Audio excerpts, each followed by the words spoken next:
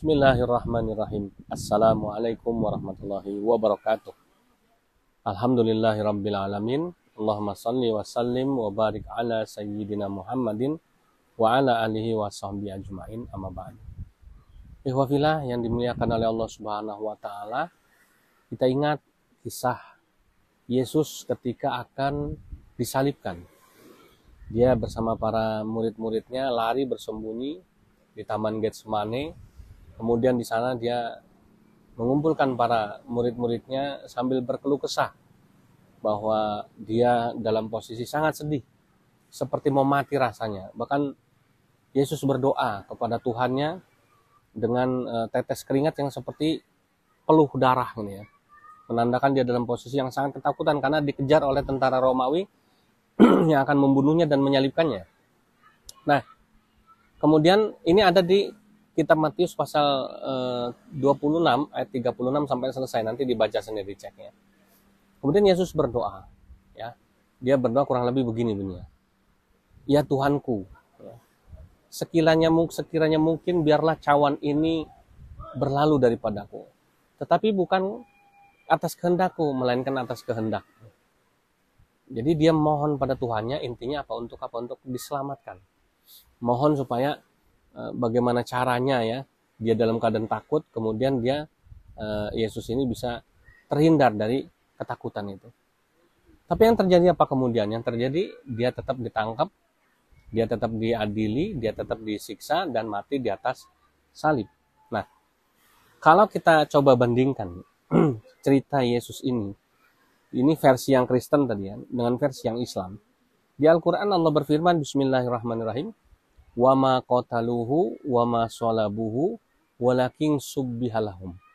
Dan orang-orang Romawi itu tidak membunuhnya, tidak juga menyalibkannya, tetapi yang dibunuh dan disalib itu adalah orang yang diserupakan wajahnya dengan Nabi Isa. Kita ingat dari 12 murid Yesus ini ada satu murid yang berkhianat, namanya Yudas Iskariot.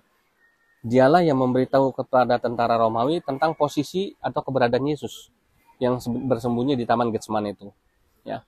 Nah, inilah yang menurut Islam orang yang diserupakan wajahnya ya dengan Nabi Isa alaihissalam kemudian yang disalib.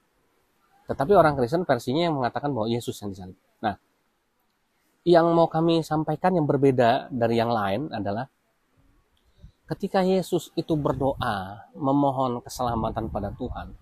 Kalau menurut versi Kristen, Tuhannya Yesus ini tidak menyelamatkan dia, melainkan tetap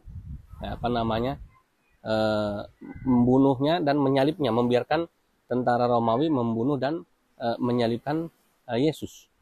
Sementara di versi Islam, ya, ketika Yesus berdoa mohon pertolongan Allah ya, untuk diselamatkan, maka kemudian tadi Allah menyelamatkan Nabi Isa alaihissalam dengan cara si pengkhianat Yudas ini diserupakan wajahnya.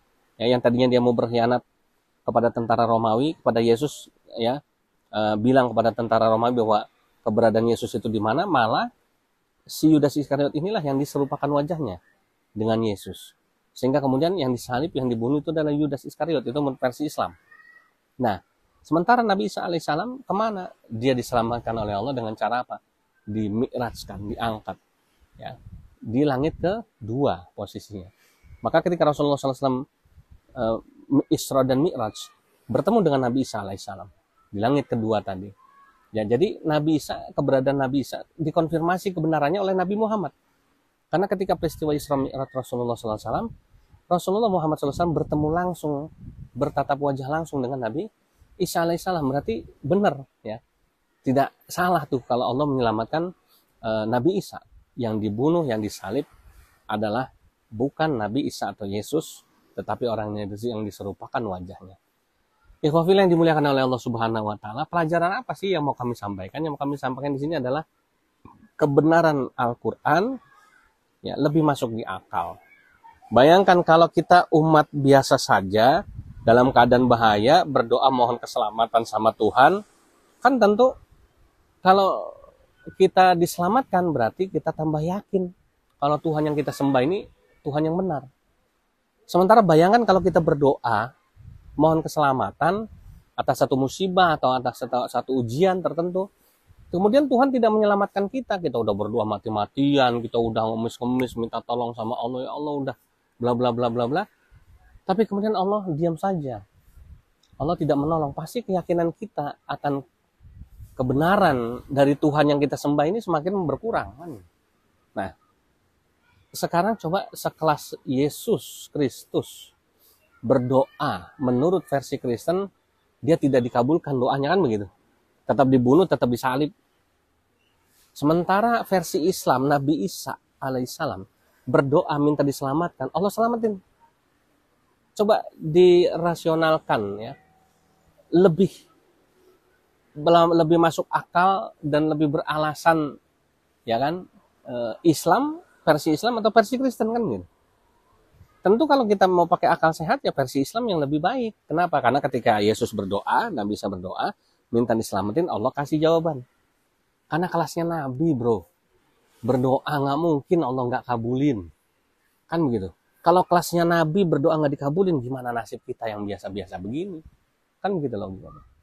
Oke, mudah-mudahan ini namanya materi kristologi akal sehat. Ya, mudah-mudahan bermanfaat dan bisa menambah keyakinan kita kepada kebenaran Islam. Jazakumullah khairan katsiran. Wassalamualaikum warahmatullahi wabarakatuh.